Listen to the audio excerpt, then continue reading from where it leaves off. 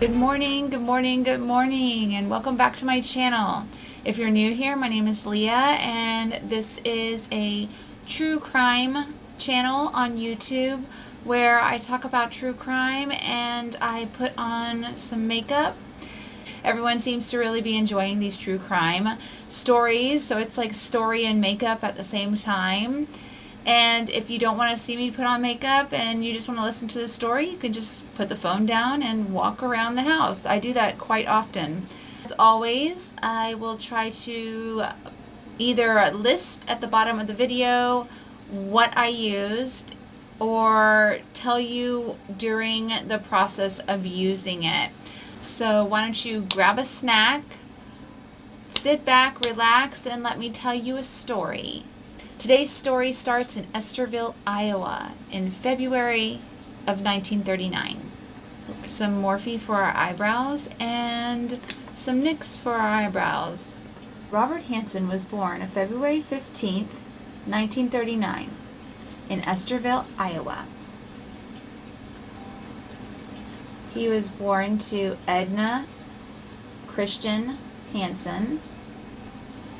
Not much is said about his mom, but his dad was a local baker and he was known to be domineering and strict. Throughout Robert's childhood, he's described as like a shy, loner type of kid, very almost standoffish. And being that he had a terrible relationship with his father and not much is said about his mother's relationship, he just wasn't the type of guy that was going to go out and try to make friends with everybody. So he was just kind of kept to himself. Throughout his schooling, Robert was bullied pretty significantly, but he wasn't bullied really much by the boys. He was more so bullied by the girls, the pretty girls, the popular girls. The girls that he probably wanted attention from and wasn't getting it. He was getting the negative attention. He was also cursed with some severe acne, which led to some scarring later on, and he also had a stutter. So he's kind of set up to where he was going to get picked on, and I feel really bad because you know how mean kids can be because they don't have filters. They say what they're going to say, and they don't really think about their consequences or how they might be making someone else feel. And I really do try to instill that in my children, that you can really hurt someone with your words. But unfortunately, the girls that were picking on Robert did not have that instilled in them, so they just picked on him. Little did they know that they were setting him up to be what he became.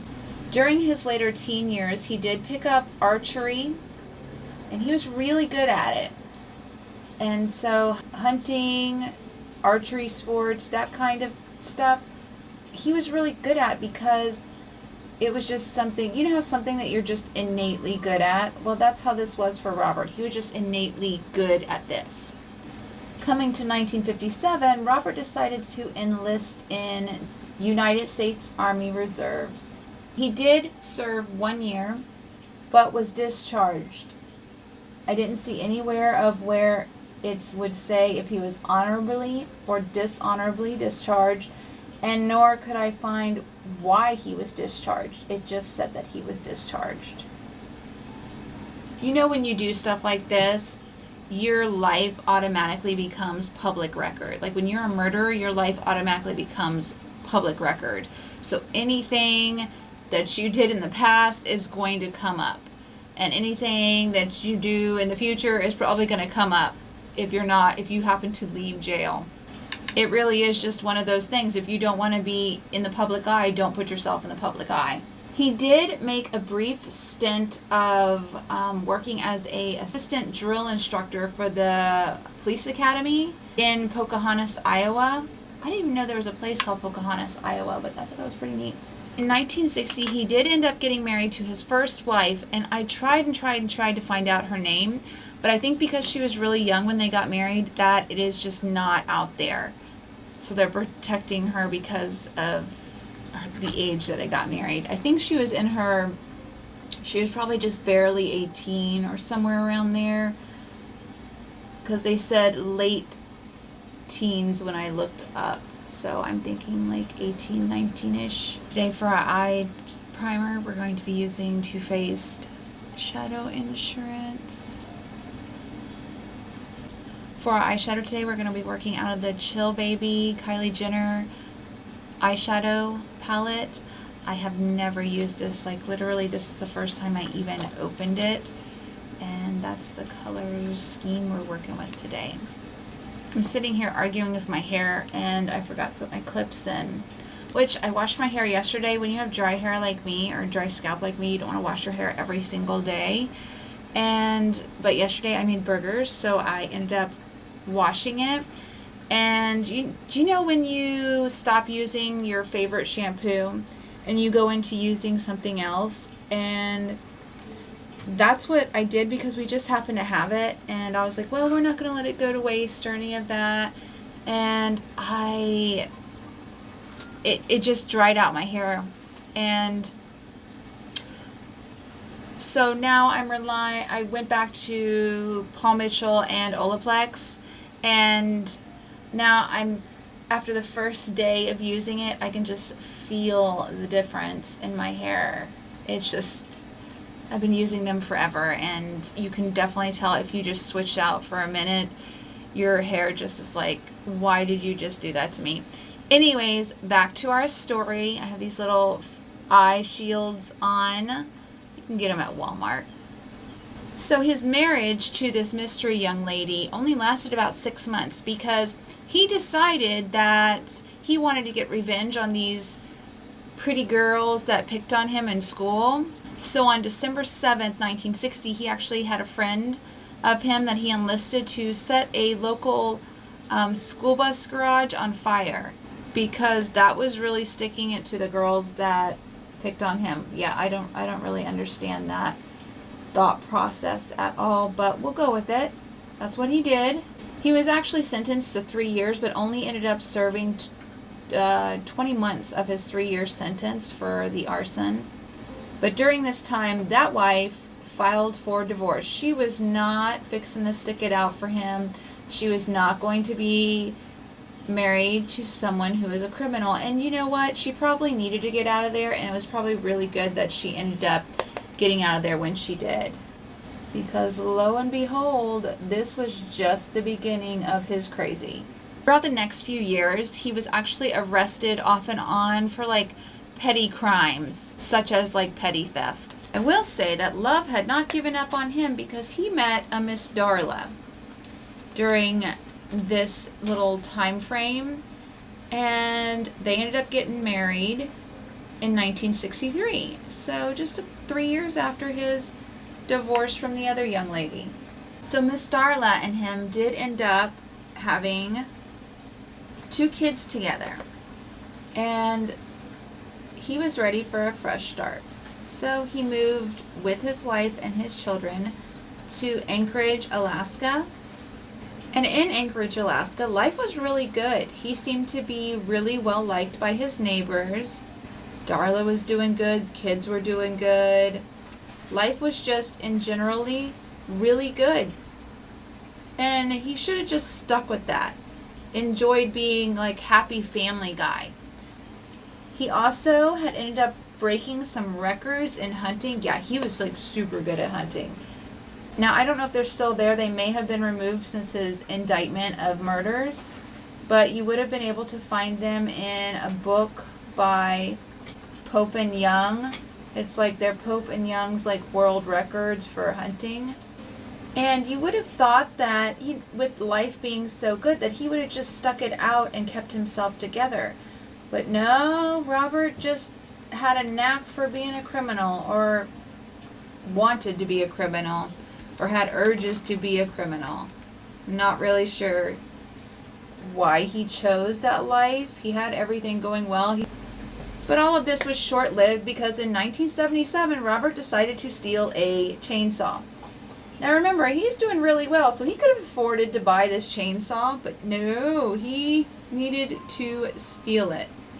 So while he was in jail for this little crime, because this was again probably petty theft, because it has to be a certain amount of money, and a chainsaw is not going to push you over that limit of financially of how much you're going to need to be charged with grand theft. But while he was in this little stint of jail, he was diagnosed with bipolar and prescribed lithium. Lithium is like a mood stabilizer, which I'm surprised they went straight to lithium and didn't pick out something else prior. But that's what they chose. But he didn't really stick to taking that, obviously. I think he thought it was like, well, maybe this is just a maybe I should take it, instead of I really need to take this. You know, some people do that with their meds. They'll be like, I don't really need to take this. No. You're prescribed it for a reason. Chances are you actually need to take it, especially any psych meds. So when he gets out of jail, what do you do when you get out of jail for stealing a chainsaw? You open a bakery. You know, you become a baker. That's exactly what I would do. Go to jail for stealing a chainsaw and then go open a bakery. In 1980, this is what people had originally thought, that he had started his crime spree. Not just his crime spree, but his killing spree. This is when he took everything up a notch.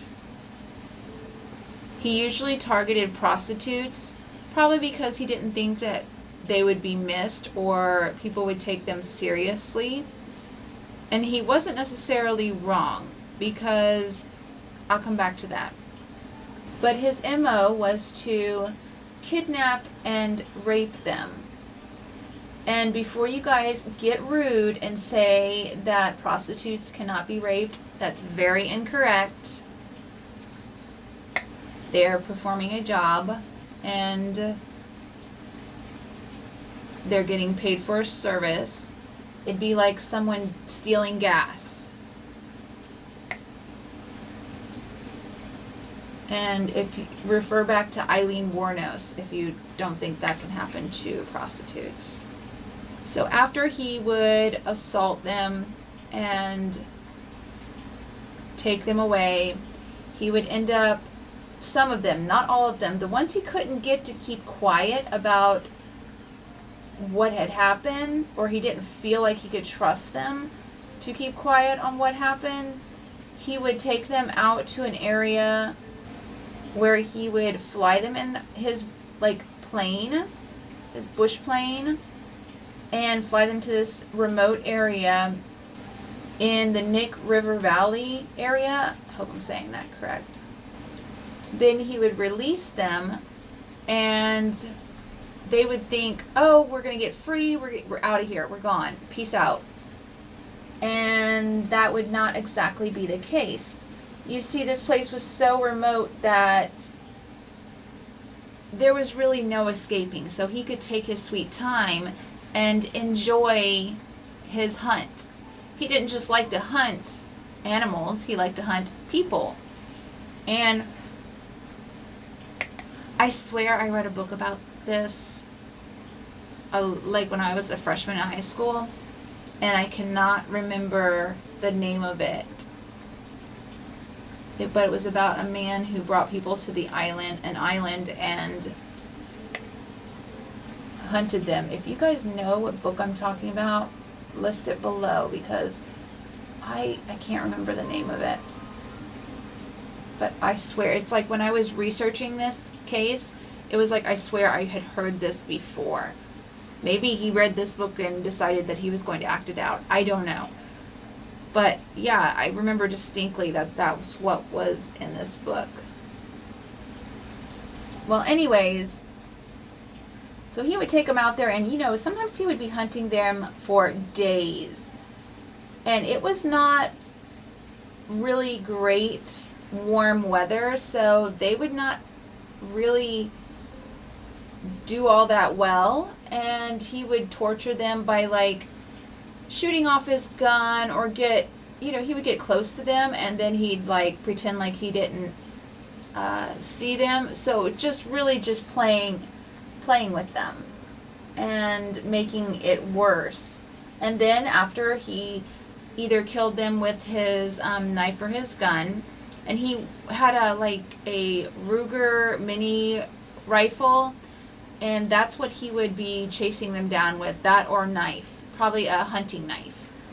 So as he had gone on, this had become very much routine for him, very easy and routine. You know, pick up a young lady, a working gal of the night, and then either assault them. He would assault them at his house, which I don't know where his wife was during this time, but he would assault them and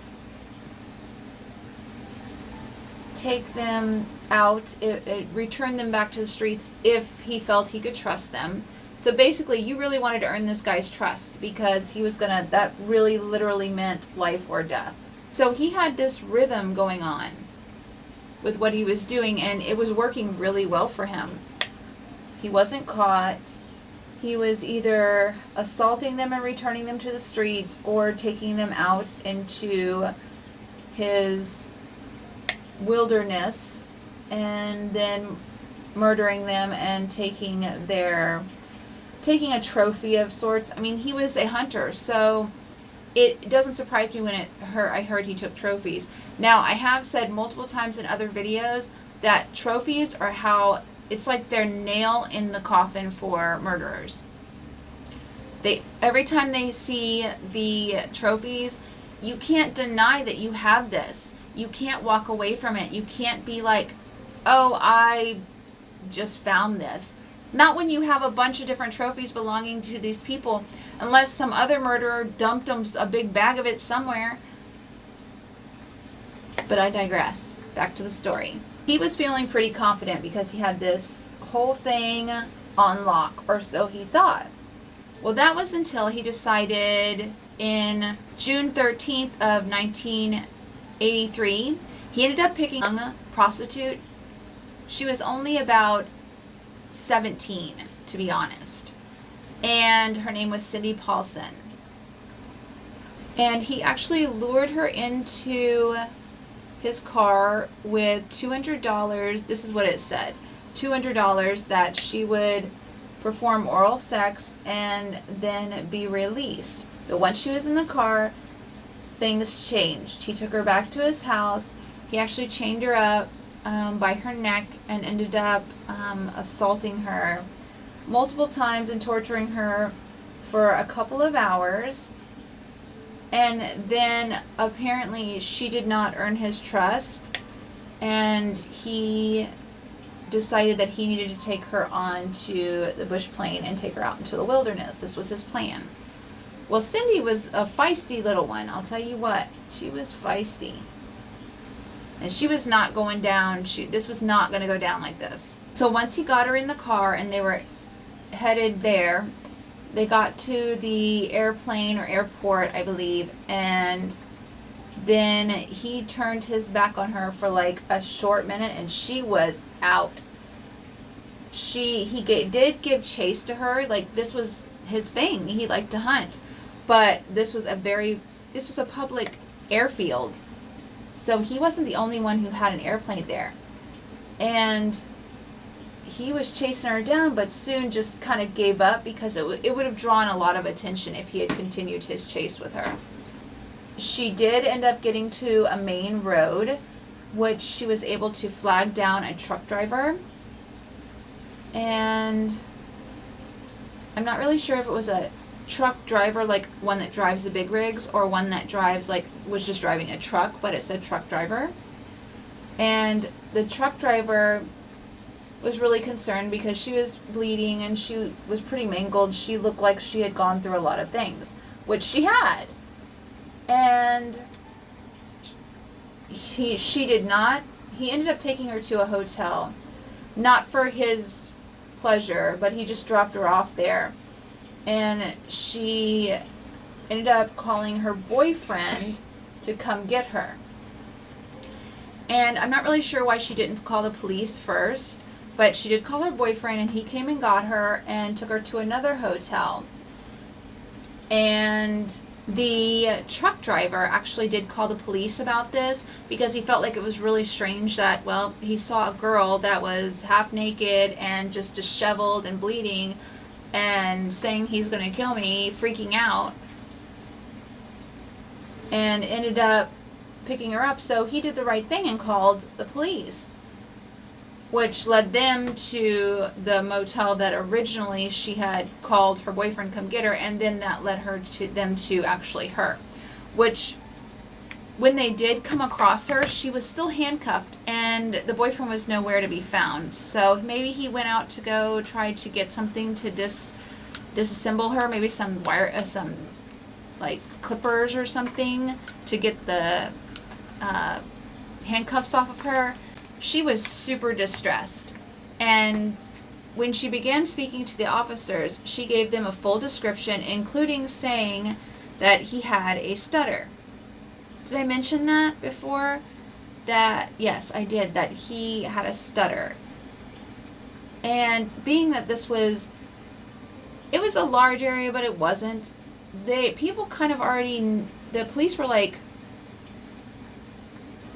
a stutter? And the description of the guy, well, this sounds like Baker Bob. But, you know, people were like, no way, it can't be him because, you know, he's this family guy, really nice guy, super, you know, super good guy, just a little Baker man, shy, innocent type of fella. So, and she was just some prostitute. So they really didn't want to take her seriously. Yeah, that's how it happens. That's where you mess around and you find out that she wasn't lying. As of right now, you know, when she starts describing him, they just didn't believe her. And that's so sad. Because, you know, that's probably why she didn't call the police in the first place. She's probably thinking they're just not going to believe me anyways. And, well, at first they didn't. But the description of Bob the Baker was just too good. Was just too spot on. And so, they couldn't just ignore it. They did end up calling in Detective Floth of the Alaskan State Troopers. Ended up thinking, like, maybe we should really look into this, because after they talked to Miss Cindy, a body had been found. Okay? So this was not just like this girl had escaped him, but now they had a serious situation to where there was a dead body that had been found. Mr. Detective Glenn ended up calling the FBI because they needed to call in some help on this one. Mr. Roy Hazelwood came to help. Dun da da, he came to help, okay? So he starts saying, like, you know, Mr. Roy, he was a really smart guy. And he had started theorizing and thinking about, hey, okay, this is what I'm feeling this guy may be like. He's going to be an expert hunter. Okay, check. He's going to have low self-esteem. Check. He's going to have a history of being rejected by women. Check, check. He would need to keep souvenirs. Check. And wait for it. He even said that he probably had a stutter. Well, check. This lined up all the boxes of what he was, what Robert was. It was like he was literally describing Robert the whole way down. Wow, right? He had never met the man, and he knew exactly what he was looking for. So October 27th came along of 1983, And Floth and the police department ended up getting a warrant to search Robert's house. Great. I'm glad to hear that. I'm guessing Miss Cindy didn't sound so crazy. And they went looking. When they went to Robert's house and proceeded their search, they found jewelry from the victims, especially like a victim who had been found. They found jewelry. They also found newspaper clippings of all the murders that had been found. Another type of trophy. He had a bunch of firearms, and wait for it, just happened to have the exact firearm that matched the ballistics of the bullet that they found at another crime scene. I think they had the guy. ColourPop, color sticks. I'm just going to put this right here. Not only did they find all of that stuff, but they also found a map. Now this map had some X's on it, okay? And you've heard the phrase X marks the spot. I'm sure everybody's heard that phrase. Well, in this case, it really did. But he was like, they're like, what is this, Robert? What do we got here? Did we find something? You want to explain a little bit? What is this mappy map right here? Well, Robert was like, oh, that's just where I go and I hunt. But it wasn't like I go and I hunt people. He was just like, I go and I hunt. And this is the Lunch Money Super Shock Cheek by ColourPop. I'm just using it to highlight my brow bone. So with this new map, you know, basically Robert was kind of like, okay, I'm done. Saying that they were the, you know, he said that they were the hunting areas, and that was a half-truth. But, you know, but a half-truth is still a whole lie. And that's what Robert was doing. Little happy truths. So needless to say, they ended up arresting Robert and taking his tushy straight to jail. Do not pass go. Do not collect $200. You're in jail now. Thank you. But when they had him in jail, they didn't really expect what was going to happen. This is the KVD tattoo liner. This is the Becca under eye primer. So he was just going to open up and talk about what he had been up to. And they were not expecting that at all. This came out of left field for them. This is the Under Eye Brightener by Milani and Rose. Robert was probably thinking like, well, I'm here, so I might as well just tell them the entire tale of what I have been up to. And just so you know, if you hear any extra things or see lights moving, we're not haunted. It's my dog who has decided to come and sit at my feet. She's very sweet, but she's wiggling around a little bit. And for concealer today, we're going to be using the Too Faced Multi-Use Sculpting Concealer. So Robert starts saying, okay, well, I did this murder and this murder and this murder and this murder, and he was leading them to different places because he had struck up a bargain thinking, okay, well, if I'm going to be in here, at least I want to get some things my way. And he was arrested for, this is his original arrest. For primer today, we actually ended up using the NYX Plump Right Back primer. Forgot to say that, but that's what we use. This case is just going by so fast that I'm like, I thought I had more time, so now I'm like, oh, scrambling to get done.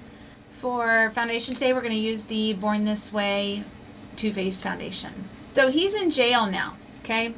and he was arrested on assault, kidnapping, multiple weapons offenses, and he was also arrested for insurance fraud. And this was just kind of tacked on because he had said that he had lost some of his game trophies. So when he applied the claim, he received money for the loss of them. Like he said that like they were stolen out of his house. And he received the money for them and then spent it. And the reality was they were in his backyard. But what he said was, "Oh, I found them in my backyard." No.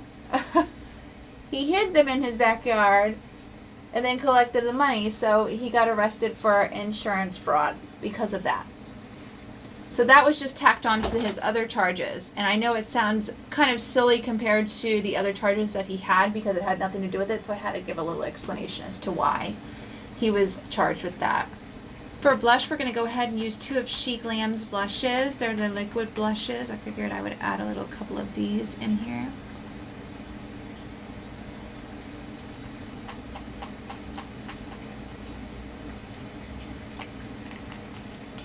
I kind of like to mix and match.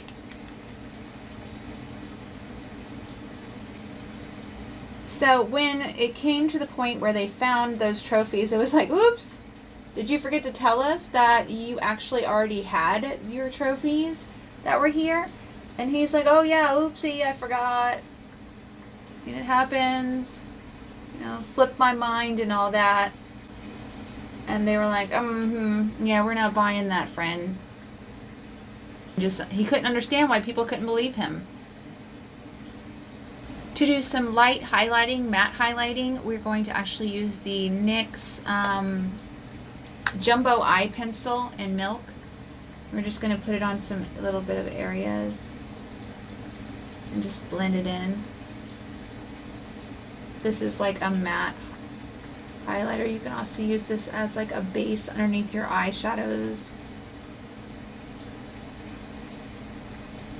For setting powders, we're going to use the Essence Brighten Up underneath the eyes, and we're going to use the Too Faced Ethereal Setting Powder. With all signs pointing to Robert, he really had no chance of getting out of this conviction. So he was like, I'm going to continue to talk and work with them and see if I can maybe make things a little bit more comfortable for myself. I think I mentioned that before. I'm saying it again. You know, that's something that they do. It's a plea bargain. And they do it to try to escape heavier charges. Sometimes it works, sometimes it doesn't. His plea bargain included the fact that he was going to offer information on bodies that they didn't know about. And this would give them the whereabouts and be able to find them. For bronzer, we're going to use the Butter Bronzer by Physicians Formula. So with this plea bargain, he did plead guilty to the 4 murders that the actual police and investigators knew about. He also gave details of the murders that they didn't know about, which were way more than the ones they knew about. In return, he was supposed to get to be able to serve his sentence in federal prison and to keep things out of public. Which I'm guessing that didn't work out too well because they made movies and documentaries about it, and it's pretty well known about this whole case. So I'm guessing that part was not kept. But that was part of his plea bargain. Now they can pick and choose. They don't have to stick to this. Just like the criminals will back out at times from their own plea bargains, which usually does not go in their favor if they back out, but they can do it.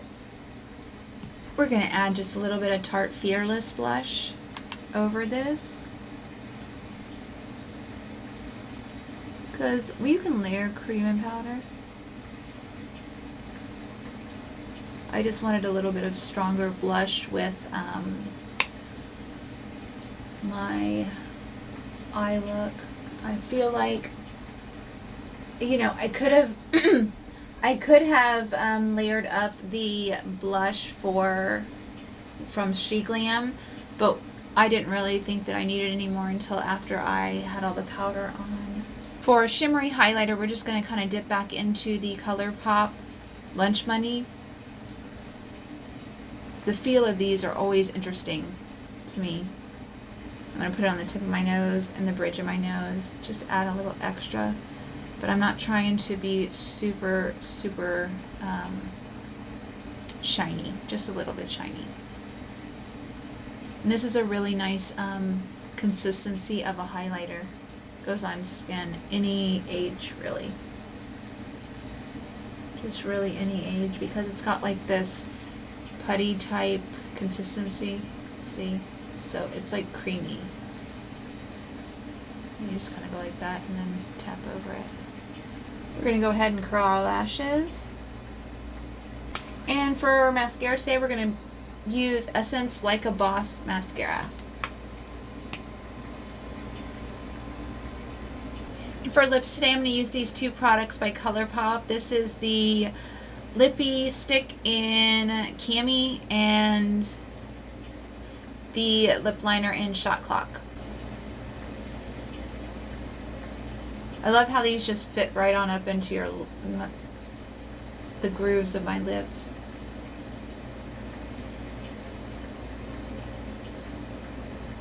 Anybody who can put on lipstick and talk at the same time have some kind of sorcery going on with them.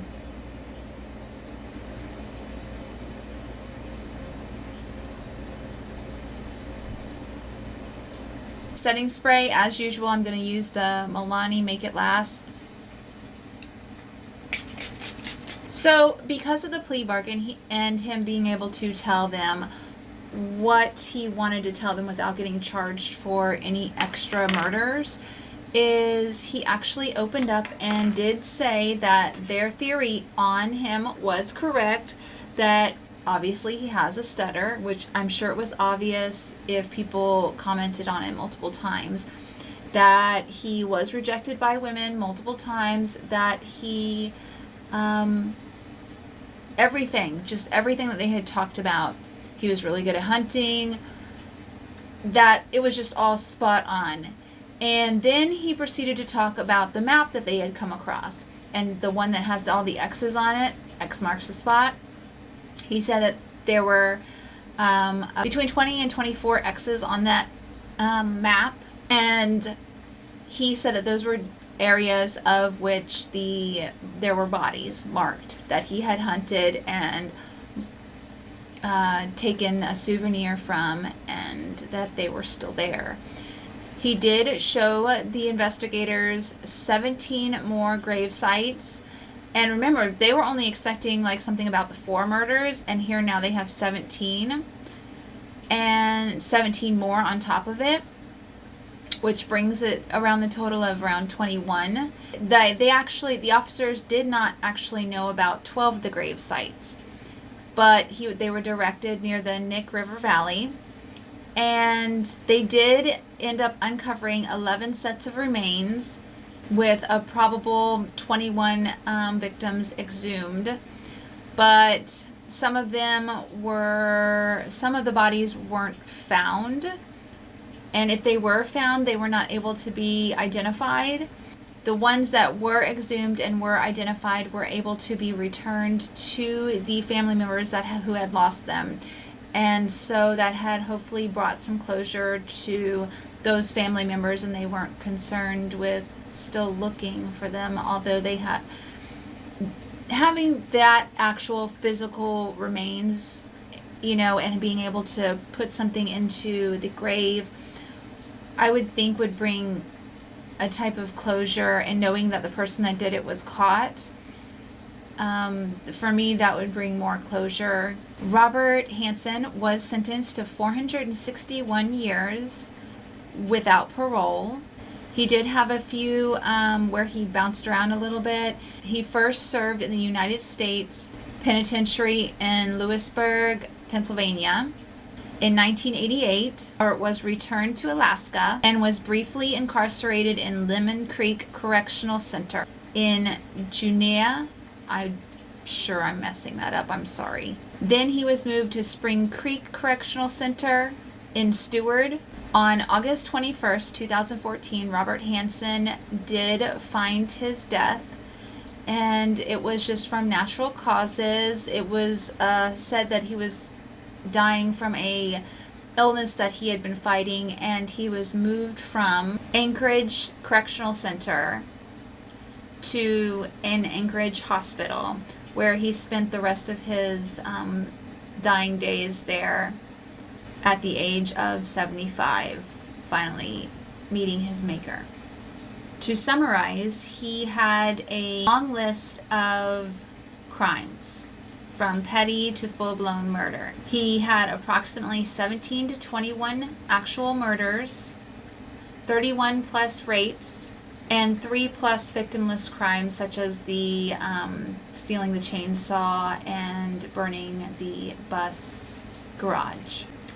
And of course he had 1 attempted murder, because he did try to kill Miss Cindy. His story inspired the Frozen Ground movie with John Cusack and Nicolas Cage, along with Vanessa Hudgens. Naked Fear in 2007, Hunting for Bambi. He was also noted in a Discovery Channel TV series called The FBI File that depicted his murderous rampage, titled Hunter's Game. As always, thank you guys so much for watching. Please give respect to the victim's family without contacting them, and also do not reach out to his family, as they weren't part of this. They didn't do any of this, so they're really innocent, completely 100% innocent in all of this, and they don't deserve to be bothered. No hatred towards them. I thank you so much for watching. As always, you guys take care of yourselves, and I'll see you next Tuesday. You guys have an amazing day. See you next time.